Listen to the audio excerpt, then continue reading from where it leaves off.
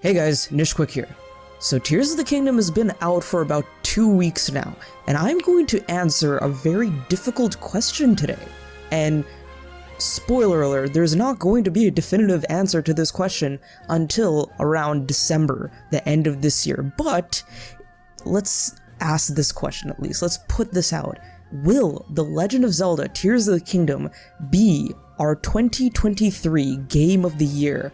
I have no clue.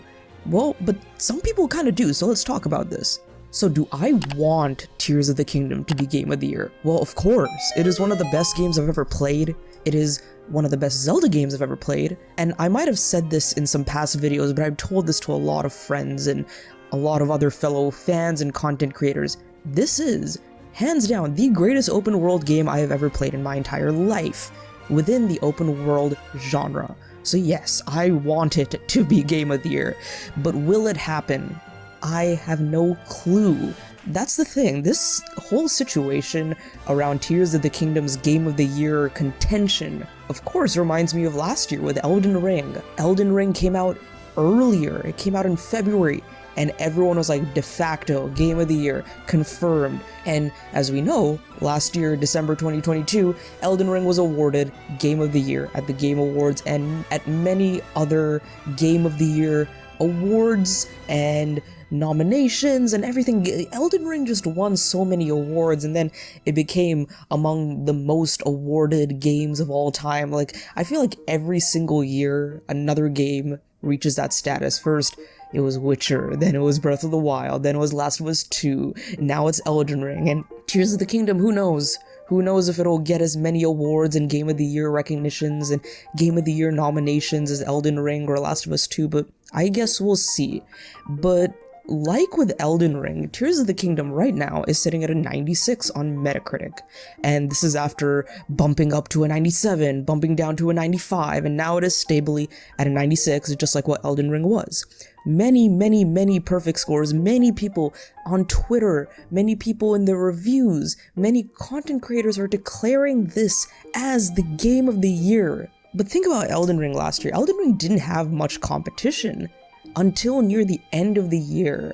That big competition came from God of War Ragnarok. As much as I want to say Xenoblade Chronicles 3, no one will agree with me, the majority of the gaming populace will not agree with me, but God of War Ragnarok was the big competitor to Elden Ring when it came to Game of the Year. And I always ask the question, why? Why did God of War Ragnarok really stand toe-to-toe with Elden Ring? Well, you have God of War's history. God of War is one of Sony's highly acclaimed video game franchises. It won Game of the Year in 2018, and it is more of a story narrative, cinematic experience than Elden Ring was, which was a gameplay experience, but it was also something that was never done before, so that was the edge that Elden Ring had. And both were good in their own ways. God of War was fantastic. I liked it way more than Elden Ring in some ways, and Elden Ring was fantastic. I liked it way more than God of War in many ways, but in the end, Elden Ring won. So, my question is, what is the God of War Ragnarok for this year? That might sound very weird, but I kind of want to ask that. What is the big competitor to Zelda? Because I really don't think this is a lock right now.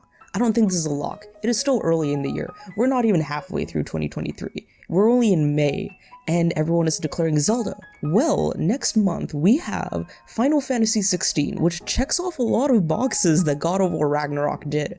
More cinematic, more narrative focused, more of a story, more flashy combat, more of an approachable game to many people in the general gaming populace. You might say, hey, it's an RPG, it's a JRPG, many people don't like that. Well, Mr. Yoshida himself does not even consider this to be a JRPG that much anyways. It is very much an RPG, but it is not as much of a traditional Final Fantasy JRPG like Final Fantasy X or even Final Fantasy 15. It is a very big departure, and it is really opening the doors for a lot more people and making it more approachable, making it more of that kind of Sony cinematic kind of adventure like God of War was. And that's just my observation. I feel certain ways about Final Fantasy 16. I don't want to go into detail on that in this video. I think I have another video where I talk about it. I published it a couple months back earlier on this year, but I feel like Final Fantasy 16 has a very good shot to compete with The Legend of Zelda Tears of the Kingdom this year for the Game of the Year title. Do I think it'll win? Do I think it'll beat Tears of the Kingdom? I don't know that. I have to play the game, I have to see the game, I have to see the reviews and what people are talking about. I have to try it out for myself, but I think it is not a lock for Tears of the Kingdom to win, because not only do we have Final Fantasy 16, we have Spider-Man 2, which just got a really awesome gameplay reveal trailer. Looks awesome, again, very approachable, very cinematic, appeals to the masses a lot. And then you have Armored Core 6 Fires of Rubicon. I personally am not super interested in what this game is going for right now because I haven't seen too much of it, and I'm not really sold on it just off of it being a From Software game, but it has the From Software name. People will hype this game up. So there is also Armored Core, and if you look back at games that already came out, you have Resident Evil 4. Resident Evil 4 is a remake, sure, but it reviewed very well, and a lot of people really enjoyed it. I still need to play that. I really need to get that on PC and give it a shot. And this is not confirmed, but I have a sneaking suspicion that maybe Metroid Prime 4 could sneak into this year. Could it be a Game of the Year contender? If it's as good as Prime 1, then yes, it could. So compare these games to Tears of the Kingdom. Tears of the Kingdom is a very awesome open world experience, but many people don't find it as approachable. There's no gripping narrative, there's no gripping story. To me, there really is, but to other people, it's not as linear, approachable. A lot of that stuff really does factor into what the general consensus will declare as Game of the Year. Well, what the Game Awards will declare as Game of the Year is something entirely different, but I want to end with this. There is something that I call the anti-Nintendo bias, and people will be really upset at me for talking about this and saying this, but in the recent years, in the recent months, and especially after the pandemic, once the PlayStation 5 and the Series X have released, there's a lot of people saying that Nintendo games should not be considered among the upper echelon of video games, should not be considered AAA, should not be considered big, massive, big budget games like God of War, Elden Ring, Final Fantasy 16, Armored Core, etc., Spider-Man, etc. Well, that is your opinion if you feel that way, but that is another opinion that is around on the internet, around in the gaming space.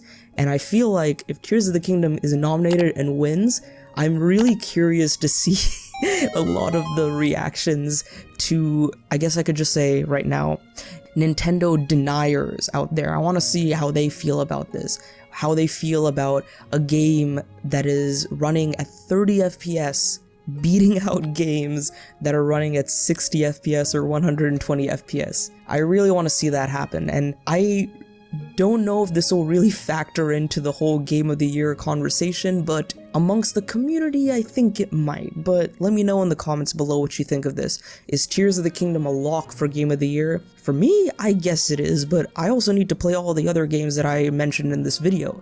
And I've also really enjoyed Fire Emblem Engage. That was great. Hi-Fi Rush was great. So what are some of your favorite 2023 games? Do you think Tears of the Kingdom is a lock for Game of the Year? And do you think any of the future games coming out later on in the year could beat out Zelda for the Game of the Year title for 2023?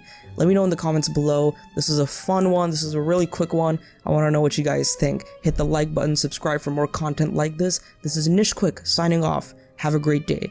Go play some great games today. Just continue past hour 100 of Tears of the Kingdom. I know you're doing great. Keep it up. I'll see you guys in the next one. Later. Hey guys, this is Nish Quick. Thank you so much for watching that video, and if you enjoyed it, check out these two videos on the left, and if you aren't subscribed, why not hit that subscribe button on the way out? I'll see you guys in the next one. Have a great day, and see you later.